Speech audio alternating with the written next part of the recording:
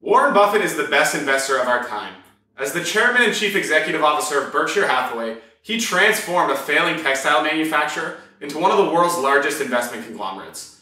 His strategy has historically included the ownership of outright businesses, as well as partial stakes in businesses initiated through the stock market.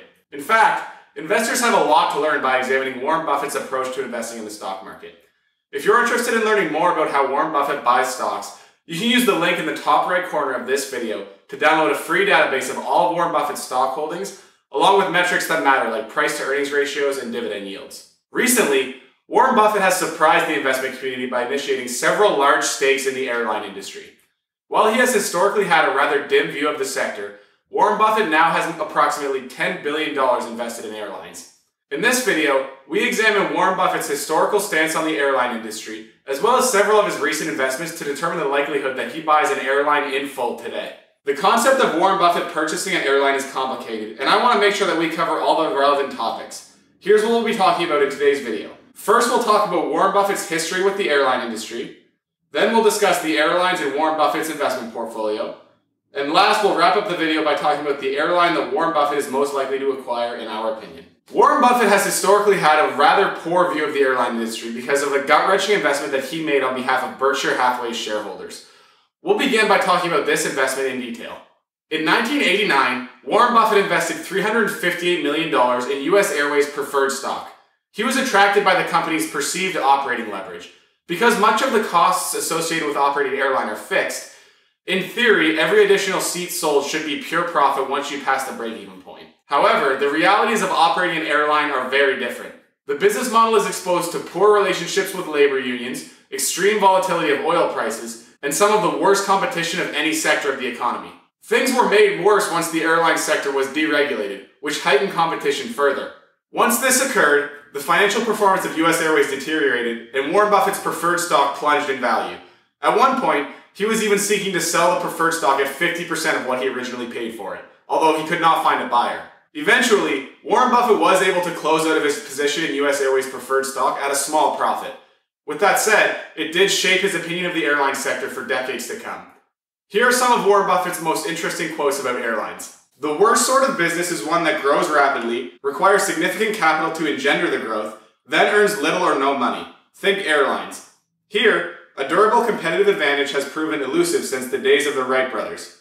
Indeed, if a far-sighted capitalist had been present at Kitty Hawk, he would have done his successors a huge favor by shooting Orville down. Later, talking about his worst mistakes, Buffett said, "Top honors go to a mistake I made 5 years ago that fully ripened in 1994. Our $358 million purchase of US Air preferred stock, on which the dividend was suspended in September. In the 1990 annual report, I correctly described this deal as an unforced error, meaning that I was neither pushed into the investment nor misled by anyone when making it. Rather, this was a case of sloppy analysis, a lapse that may have been caused by the fact that we were buying a senior security or by hubris. Whatever the reason, the mistake was large. Before this purchase, I simply failed to focus on the problems that would inevitably beset a carrier whose costs were both high and extremely difficult to lower. In earlier years, these life-threatening costs posed few problems. Airlines were then protected from competition by regulation, and carriers could absorb high costs because they could pass them along by the way of fares that were also high. When deregulation came along, it did not immediately change the picture. The capacity of low-cost carriers was so small that the high-cost lines could, in large part, maintain their existing fare structures. During this period, with the longer-term problems largely invisible but slowly metastasizing, the costs that were non-sustainable became further embedded. As the seat capacity of the low-cost operators expanded, their fares began to force the old-line, high-cost airlines to cut their own.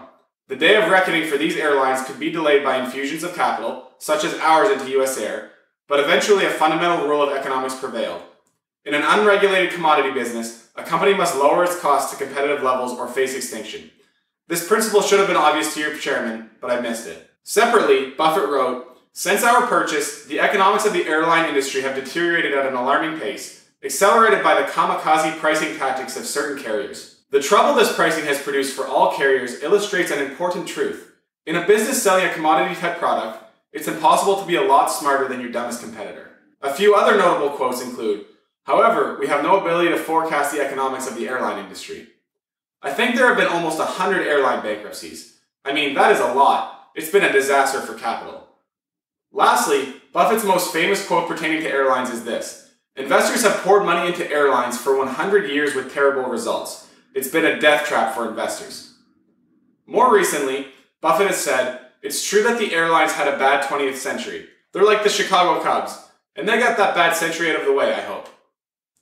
Next up, we'll discuss the airline stocks that currently have a position in Buffett's investment portfolio. Based on the quotes discussed in the last section of this video, it should be no shock that Buffett's investment in the airline sector in mid-2016 shocked the investment community. Buffett maintains a position in each of the 4 large US airline companies today.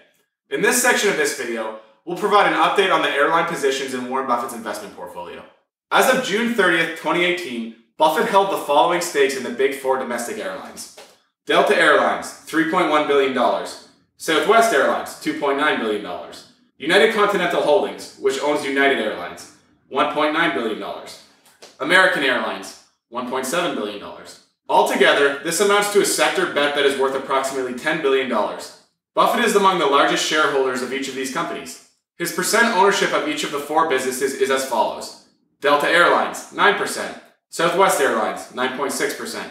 United Continental Holdings, 9.4%. American Airlines, 9.4%. What is perhaps more interesting is to examine how Buffett's exposure to these airlines has been changing over time. In the most recent quarter, Buffett made the following changes to his allocations among the airlines. Delta Airlines. Buffett purchased 10 million shares of Delta Airlines, which increased his position by approximately 18%. He also purchased nearly 9 million shares of Southwest Airlines, which also increased his stake by 18%. For United, Buffett sold approximately 1 million shares, which reduced his position by about 3%. Lastly, Buffett sold 1.3 million shares of American Airlines, which reduced his position by 2%. As you can see, Buffett has noticeably increased his allocations among his top 2 airline bets, while slightly reducing his investment in his smaller 2 positions. Earlier this year, Warren Buffett said in an interview with CNBC that he wouldn't rule out owning an entire airline. Because of this, we have done some research on which airline Warren Buffett is most likely to acquire, which is the topic of the next section of this video. Based on the current composition of Warren Buffett's investment portfolio, as well as his recent portfolio changes, we believe that the 2 airlines that Warren Buffett is most likely to acquire are Delta Airlines and Southwest Airlines. Among these 2 airlines, we believe that Southwest is the most likely candidate. There are 2 main reasons for this. The first is Southwest's track record. In an industry ridden by bankruptcies, Southwest has an unmatched track record. The company has been profitable for 45 consecutive years. As this slide from Southwest's investor relations website shows, this is a track record that is literally unmatched among the company's peer group. The second reason why we believe that Southwest Airlines is the most likely airline for Buffett to acquire is the company's culture. Southwest Airlines has a reputation for consistently acting in the best interest of its customers, which is music to the ears of an investor like Warren Buffett. This culture was pioneered by Southwest Airlines founder, Herb Kelleher, who is coincidentally a friend of Warren Buffett's. Kelleher was the first to implement standard industry practices such as the 10-minute airstrip turnaround and the addition of complimentary airline beverages. Because of the influence of this legendary businessman, the company continues to be an industry leader today, which contributes to our belief that it is the most likely airline acquisition candidate for Warren Buffett. Thanks for watching this video, which examined the likelihood that Warren Buffett acquires an airline business in full. I invite you to subscribe to this channel and like this video, which will help more people discover Sure Dividend's investor education efforts. If you're interested in learning more about our quantitative approach to dividend growth investing, I invite you to check out our website at www.suredividend.com. I'll see you there.